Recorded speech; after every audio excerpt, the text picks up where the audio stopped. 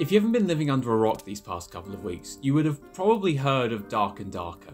This medieval fantasy themed first-person dungeon crawling game where you and possibly two others are tasked with exploring, well, a dungeon, idiot, has taken off over the last few months. It's managing to consistently top over 100,000 concurrent players on Steam, even with high-profile titles releasing at the same time. And tens of thousands are falling victim to the unmitigated joy of bashing people over the head with an axe whilst they're looting. But why are people getting so addicted to this game? What is Dark and Darker, and is it actually as dark as they say? Well, the answer to that latter question is yes. But to answer the former, we'll need to delve deeper into the dungeon, uncover the answers we seek, and maybe even learn how Dark and Darker could be the future of early access games. But first, we'll start with the basics, and that is... Dark and Darker has a pretty simple concept. You fight monsters, collect loot, and take on other players with the sole goal of making it out of the dungeon alive with all your gear intact. If you die, all of the loot on your character is lost, but if you make it to a blue portal that randomly spawns in the dungeon, you get to escape with all your loot. And from there you can either stash it, sell it, trade it, trash it, use it, leave it, start format it, whatever you want. And yeah, whenever you're ready to delve into the next dungeon, you queue up again and rinse repeat till the end of time. The game has a nice amount of variety, with each room and enemy being completely distinct in size and shape despite the game only being an alpha. And there's a wealth of endgame content for more experienced players too, with high roller dungeons that you have to pay a fee to enter, and the elusive red portal dungeons, where instead of exiting through a blue portal, you can delve deeper into a hellish dungeon via a red portal, where there's insanely dangerous demons and bosses to fight for the chance at even better loot. It's a brutal and unforgiving game at times, but it almost never feels unfair, and its grounded combat and game mechanics are designed to feel realistic without being too complex or straying too far into the simulation territory.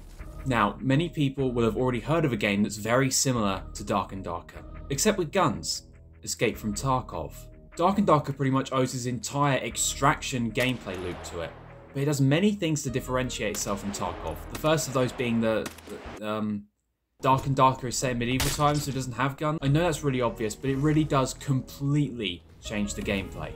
Tarkov has many vast open spaces with a lot of cover, and its focus on gunplay allows for very long-range combat, where any stray bullet can make your demise. Dark and Darker, on the other hand, takes a different approach, where its spaces are enclosed and sometimes even cramped, which is especially potent when you have teammates, something Tarkov doesn't focus on as much. So Dark and Darker revolves around precise, class-based combat, with the variety of melee attacks from fighter, rogue and barbarian, to a touch of range support from the bow and arrow of the ranger, the tricky magic blast of the wizard, and the healing and buffs of the cleric. It's really interesting how different these games are, despite both being clearly designed with grounded, unforgiving gameplay in mind. Speaking of gameplay, I've seen some people complain that the combat in this game feels clunky and hard to maneuver around, and although I can kind of see where they're coming from, I think people are conflating clunky with the game being slow.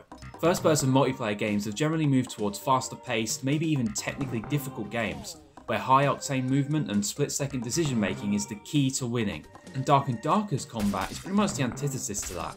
Attacks generally feel heavy and almost simplistic sometimes, and the movement options available to you are much more sparse in a game like, say, Apex.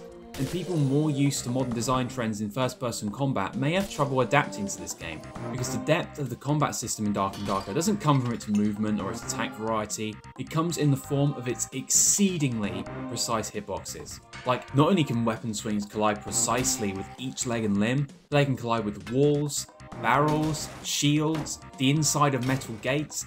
Everything has collision mapped exactly to its geometry, and although difficult to get used to since many games don't really care for this level of accuracy, it ends up allowing for an insane amount of player expression and cool moments you wouldn't get otherwise, like closing a gate behind a skeleton and poking them with your sword through the holes, blocking attacks by aiming your shield up, down or sideways depending on the specific attack animation of your enemy's weapon, and even straight up fucking limboing or even jumping out the way of an attack right as it's about to hit you and countering with your own. It's simple, it's insanely intuitive because it's how these things would work in real life, and it gives the game a real sandbox feel where any scenario feels possible. Certain classes can blow up or break down doors, allowing you to barge into enemy players making an escape. Items used for lighting such as torches and lanterns can be thrown and even deal damage to players. The developers of this game really thought of so many uses for a small pool of items, and I think it's a big reason why many people enjoy the combat in this game despite its intentionally slow feel. And that intentionality is another thing of note, because it rings true in pretty much every aspect of the game, especially when talking about... Wanda? Not you! Dark and Darker is developed by South Korean developer Iron Mace Games, a merry band of veteran game developers disillusioned by the exploitative and greedy practices they once helped create. At least that's how they describe themselves on their website. On this website, you can read a small About section on Dark and Darker that details the developer's vision for the game. They want it to feel classic, with a focus on high immersion and making people quiver in their boots at how real it feels. Iron Mace are very clearly beholden to their vision for the game, even if at first glance it doesn't really make much sense.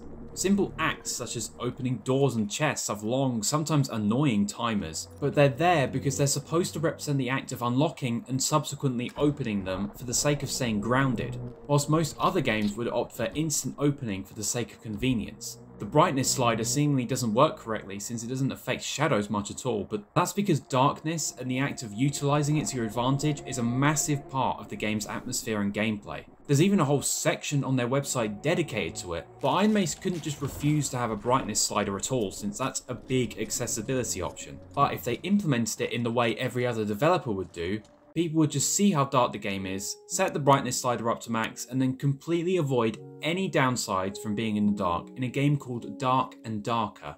Iron Mace deliberately doubles down on certain aspects that might be undesirable in 90% of other games, simply to adhere to their strict vision. But luckily, they've managed to find a way to balance that with adapting to player feedback. One of the most requested features since playtests started happening was the inclusion of a solo queue. So single players without a team could play by themselves without running into groups of 3 people that would just utterly obliterate them.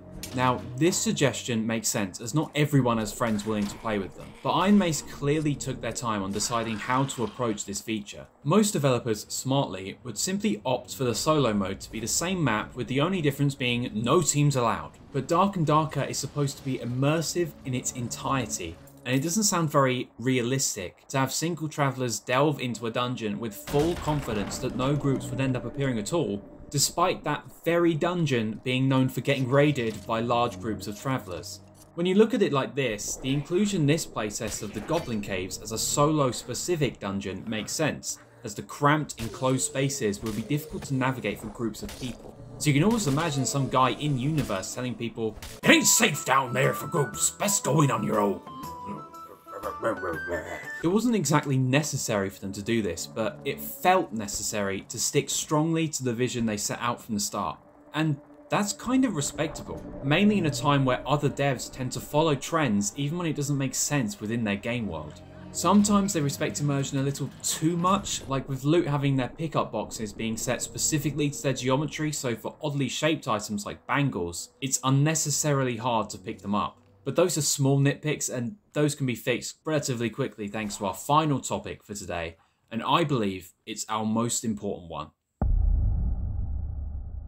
Early access has been an incredibly valuable tool for small studios. It allows teams that may not be able to afford QA testers to test their games with a wide player base. They're using the game's potential audience as their playtesters. Many successful games from the last decade have used this release structure to great effect, but there's one issue with it that seems to be a bit overlooked. When you release a game in early access, it doesn't matter that the intention is simply for playtesting the experience and fixing bugs. 90% of the players that buy a new game in early access will treat that game as if it's a full release, despite there usually being a big old beta sign slapped onto it. They may have heard about it from a friend or a content creator they like, and they're just looking for a new game to play. They don't necessarily care about testing the game for the developer, nor will they see it that way either. So they'll play the game for maybe a week or 2 tops, depending on how much they like it, and then move on from it to something else. This in itself is fine. It's how every product that comes into being works. But in the context of playtesting, it means that 90% of your playtesters leave after 2 weeks. And even worse for some, when you are finally ready for release and try to build up the hype, you get a shit ton of people responding to you with, "But that game came out like a year ago. This isn't new." Effectively, with the early access model, the hype for your game could dwindle before it even has the chance to come out. This is where Dark and Darker's spin on early access comes in. Instead of releasing the game early in alpha for a price, Iron Mace have opted to go for open playtests. Every few months, they'll open up the game servers for a limited time for free to everyone, no invite required.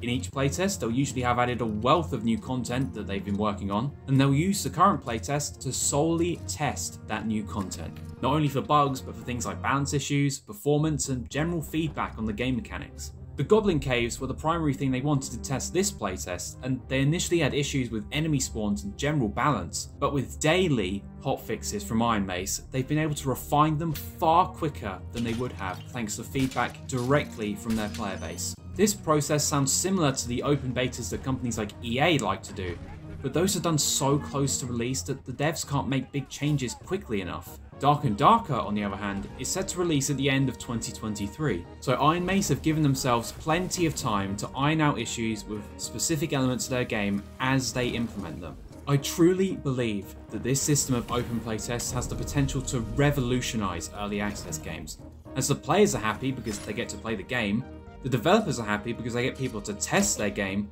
and the limited times for the playtest means that after one concludes, players won't be left satisfied with their experience. They'll be clamouring for more.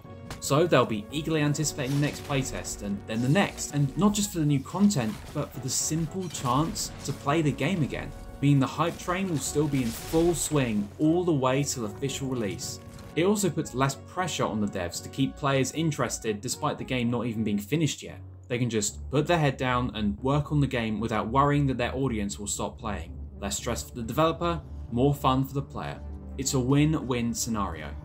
I may sound like I'm making a mountain out of a molehill here, but I haven't seen many developers opt for a release structure like this, and to be honest, it was one of the most standout things about this game to me when I first played it back in November, and I would love to see more indie developers try out this method of release.